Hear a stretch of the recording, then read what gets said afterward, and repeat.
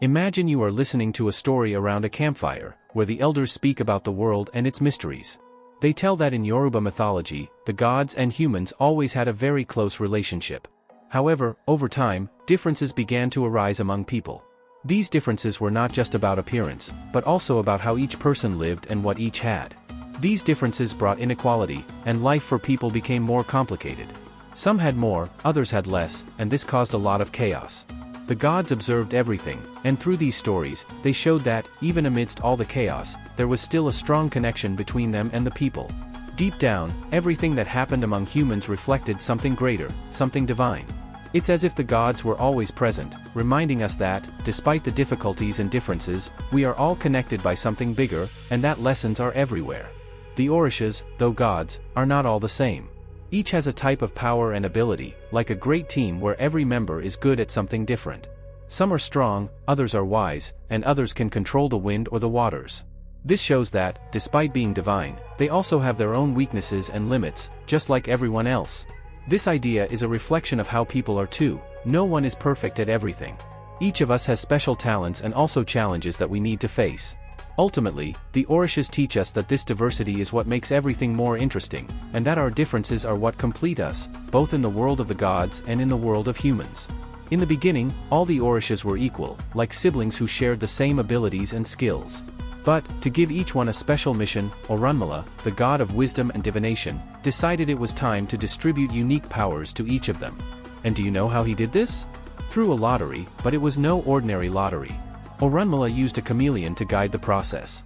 The chameleon, with its ability to change color and adapt to its environment, played a very important role. It represented transformation, the idea that each Orisha, despite starting off the same, would become unique over time. One by one, the Orishas received their powers, each with a special ability that differentiated them from the others. Some gained dominion over fire, others over water, while others controlled the winds or forests. This distribution of powers allowed each Orisha to find their place and role in the great balance of the world. And so, through this lottery guided by the chameleon, the Orishas began to forge their own paths, showing that despite being different, each had a fundamental role in the universe, reflecting the diversity and importance of every one of them. Some Orishas have incredible powers that control the forces of nature. Shango, for example, is the god of thunder. He commands the sky when storms arrive, making the thunder echo across the world. When you hear that loud sound in the middle of a storm, it's as if Shango is making his presence felt. He is known for his strength and for always being active, just like the thunder that never goes unnoticed. Alakan, on the other hand, is the lord of the oceans. That vast blue sea, deep and mysterious, is his domain. The waters obey him, and the movement of the waves is like his breath. Alakan symbolizes depth, the unknown, the things we still don't fully understand, just like the ocean's waters, which can be calm but also terrifying. On the other side, there are Orishas who deal with the darker aspects of life. Obalue, for example, controls disease and death. Although this may seem frightening, he is not seen as something negative. In fact, Obalue cares for these difficult parts of life, reminding us that death and illness are part of the natural cycle of things. He teaches us that despite the fear these things can cause, there is always a lesson behind them, and that it is necessary to face them for the world's balance.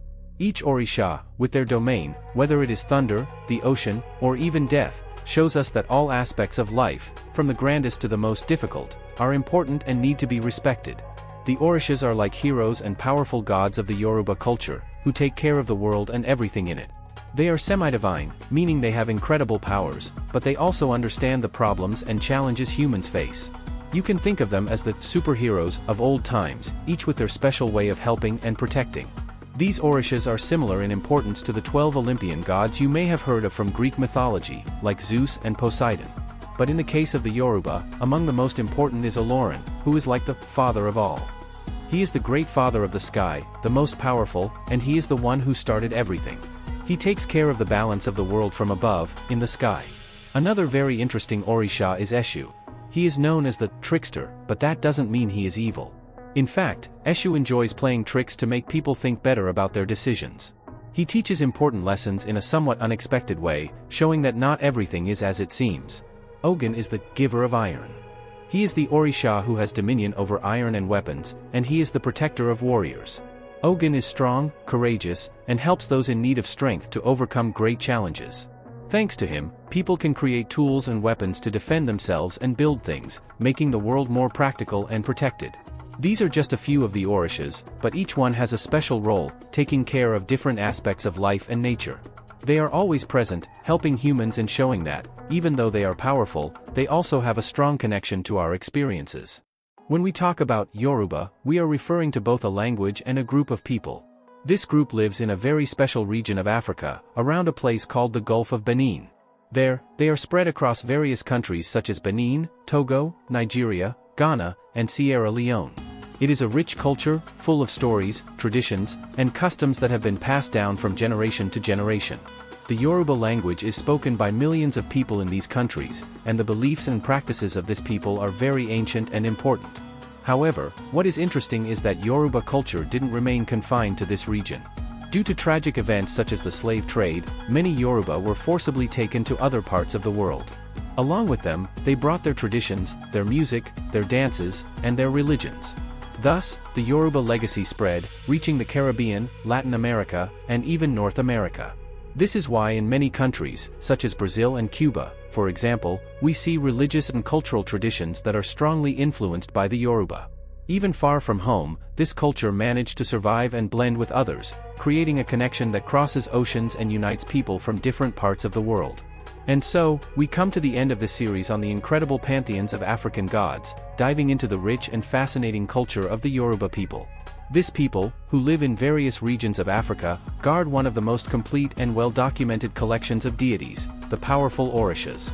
Each Orisha has their own story, personality, and power, and they are always connected to the forces of nature and the lives of people.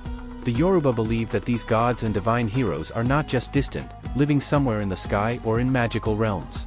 On the contrary, they are always around us, present in the storms, the forests, the rivers, and even in the simplest moments of day-to-day life. Each one has a special mission and takes care of a specific aspect of the universe, whether it's thunder, the sea, fire, or even death itself. Focusing on the Orisha pantheon means understanding the depth and respect that the Yoruba people have for these superior forces. They are not just gods but also spiritual guides, teachers, protectors, and even friends. The stories of these gods have been passed down from generation to generation, and even after so much time, they remain alive, full of meaning and teachings for those who seek to know them. This series has shown how the Orishas are an essential part of the connection between humans and the divine, representing everything that is beautiful and challenging in life. And even though this may be the conclusion of the series, the stories of the Orishas continue to live and inspire, inviting everyone to discover more about this fascinating universe. If you've made it this far, I want to thank you from the bottom of my heart for following this journey about African gods, especially the Orishas, these powerful and wise beings. It's incredible to be able to share these stories that not only teach us about the past but also bring important lessons for the present. And of course, if you enjoyed this content and want to keep exploring more about the fascinating world of the Orishas, I invite you to subscribe to the channel. That way, you'll be up to date with everything that's to come, and together, we can discover even more wonderful stories. Don't forget to leave your like.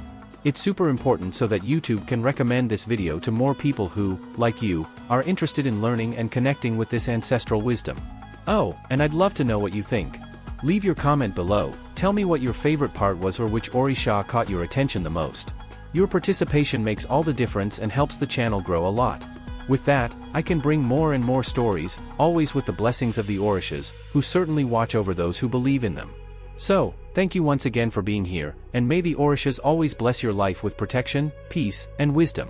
May the strength of the Orishas protect and guide all those who are watching, as well as everyone who trusts in their powers. May Oxala, the Great Father, cover each one of you with his mantle of peace and harmony. May Ogun, the warrior, open the paths and remove all obstacles, bringing courage and determination. May Ixango, the Lord of Justice, keep truth and righteousness in your hearts, protecting you from any harm.